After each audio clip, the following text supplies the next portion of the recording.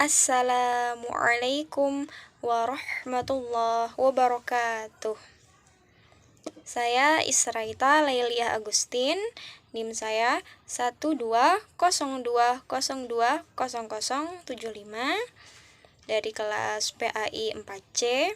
Di sini saya akan melanjutkan resum yang ketujuh mengenai implementasi teori belajar dalam pembelajaran, yaitu pada mata kuliah Psikologi Belajar oleh dosen pengampu Bu Dr. Haijah Ratus Suntiah MAG dan Bapak Asep Gustiana MAG. Pembahasan yang pertama, teori kognitif dalam pembelajaran. Aplikasi teori kognitif dalam pembelajaran di antaranya yang pertama, bahasa dan cara berpikir anak dengan orang dewasa itu berbeda. Maka dari itu, seorang guru atau seorang pendidik menggunakan bahasa yang sesuai dengan cara berpikir anak. Yang kedua, beri kesempatan dalam belajar kepada peserta didik sesuai dengan tahap perkembangan peserta didik masing-masing. Karena dengan itu akan menghilangkan rasa minder terhadap peserta didik. Yang ketiga, di kelas, anak lebih baik diberi kesempatan untuk berbicara dan saling berdiskusi dengan teman-temannya. Karena dengan adanya diskusi bersama akan memudahkan pembelajaran dan akan memudahkan peserta didik dalam memahami pembelajaran. Dan juga akan meningkatkan saling kerjasama, saling tolong-menolong, dan akan mengeratkan hubungan pertemanan mereka. Pembahasan yang kedua, teori behavioristik dalam pembelajaran. Aplikasi teori behavioristik dalam pembelajaran di antaranya, yang pertama, guru menyusun bahan pelajaran yang sudah siap, sehingga tujuan pembelajaran yang harus dikuasai peserta didik dapat disampaikan secara utuh oleh pendidik. Nah, maka dari itu, seorang pendidik harus sudah menyiapkan RPP ya, jadi sudah ada materi apa saja hari ini dan hari selanjutnya, kemudian waktunya, dan memakai metode apa. Karena dengan itu akan memudahkan guru dalam proses pembelajaran dan juga akan terlaksana dengan baik dan terstruktur. Kemudian yang kedua, dalam implementasi model ini, teori behavioristik ini, guru tidak hanya menjelaskan saja ya, tidak hanya menggunakan metode ceramah, tetapi instruksi singkat yang diikuti dengan contoh-contoh. Nah, ketika seorang pendidik sudah menerangkan ya, yaitu dengan metode ceramah, guru memberikan tugas. Nah, sebelum memberikan tugas, diberikan dahulu contoh-contohnya seperti ini. Karena dengan itu akan membuat anak atau peserta didik berkembang kinerja otaknya.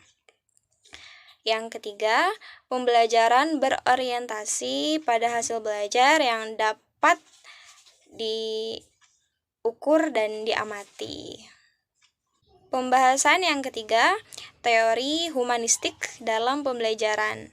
Aplikasi teori humanistik dalam pembelajaran di antaranya, yang pertama, peran guru dalam pembelajaran teori humanistik ini adalah sebagai fasilitator, yaitu sebagai pemimpin utama dan menuntun peserta didik hal apa yang harus mereka lakukan.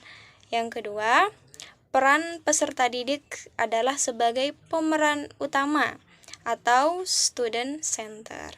Yang ketiga, tujuan pembelajaran dititik beratkan pada proses belajar daripada hasil belajar.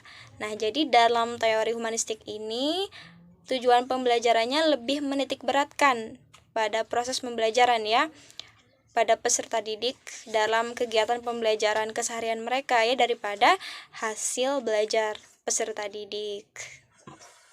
Pembahasan yang keempat, teori konstruktivisme dalam pembelajaran. Aplikasi teori konstruktivisme dalam pembelajaran di antaranya. Yang pertama, memberi peluang bagi peserta didik untuk membangun pengetahuannya sendiri. Yang kedua,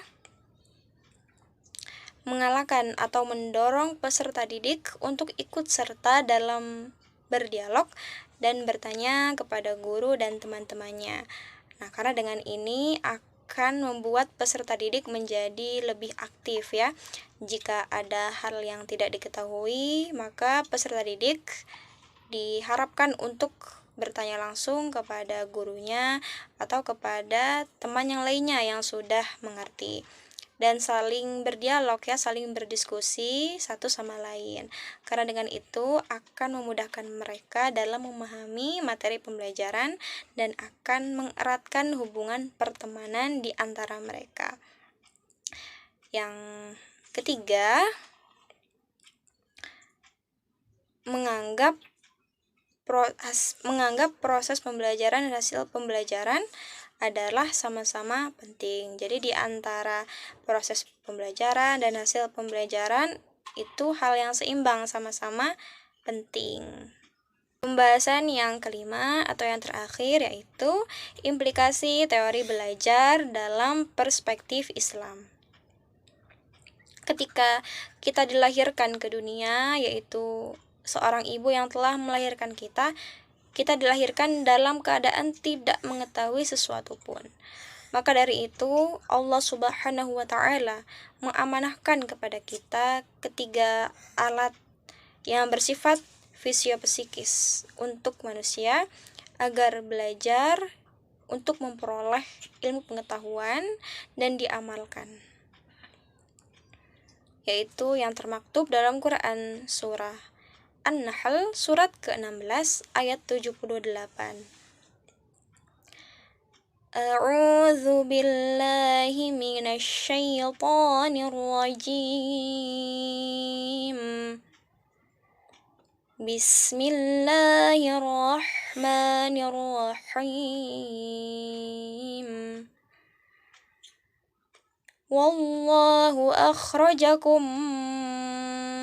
min butuni ummahatikum la ta'lamuna syai'an